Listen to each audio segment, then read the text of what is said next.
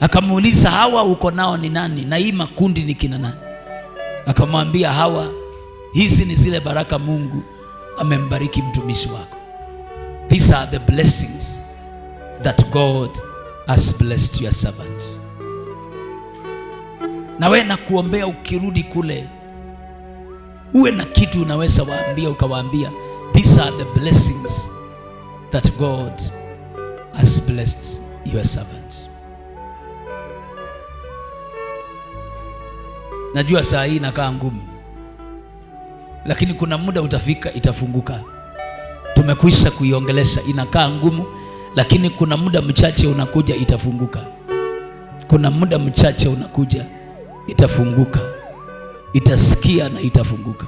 Saa hii inakaa ngumu sana, lakini kuna muda mchache unakuja itafunguka.